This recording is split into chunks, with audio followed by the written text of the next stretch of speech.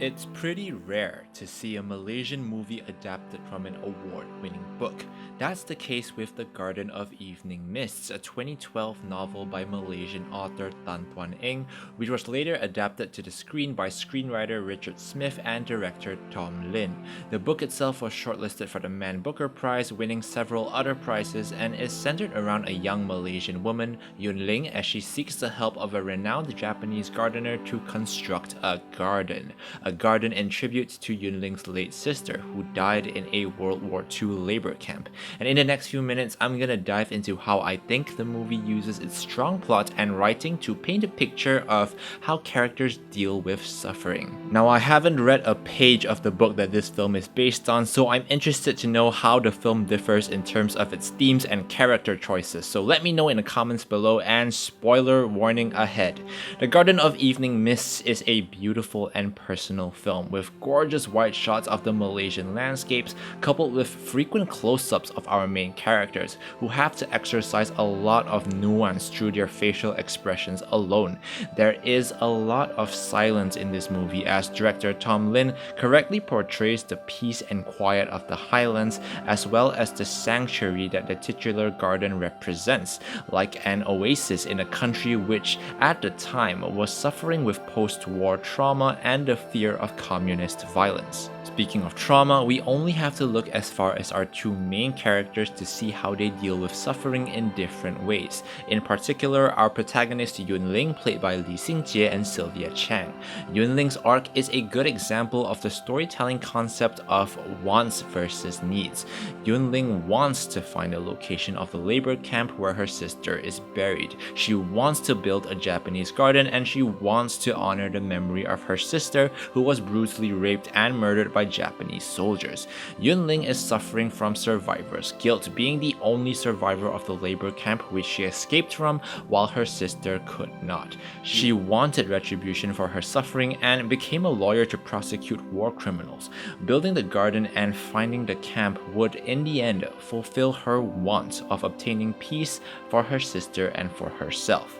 In reality, what Yun Ling really needs is to let go of her guilt, to stop seeking opportunities to hurt herself in order to compensate for her running away from the camp, leaving her sister to die. In the film, Yun Ling voluntarily watched Japanese war criminals hang and subjects herself to hard labor in building the garden, as well as a painful tattooing process which was offered to her.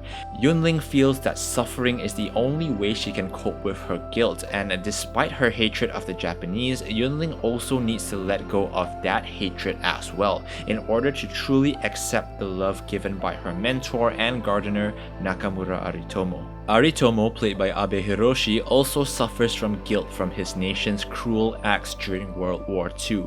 He spends his days changing the rocks in his garden, hoping to achieve the perfect setting, a bubble of order and control in a world of chaos. In the film, it's revealed that Aritomo was an agent of the Japanese government who was sent to oversee the hiding of stolen treasures.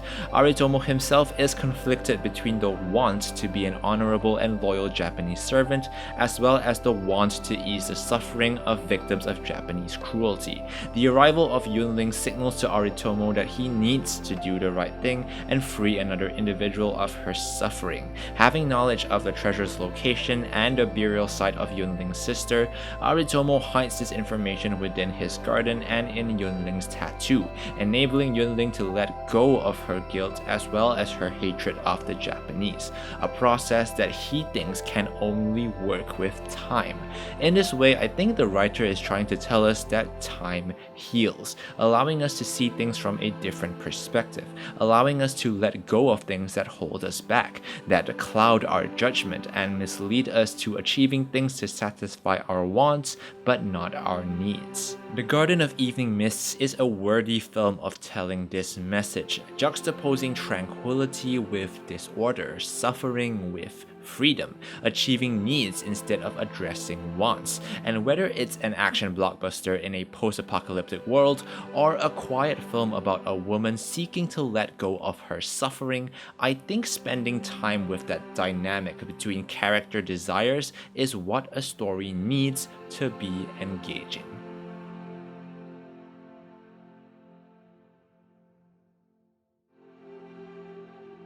Hey, what's happening, guys? Hope you enjoyed that video and hope your 2020 is off to a great start. If you want to see more videos like this, then subscribe to the channel and comment below and let me know what you thought of the movie. I'd really like to discuss it with you. I'll be back with another video like this one soon. So until next time, have a great week ahead, maximum hype, and I'll see you next time.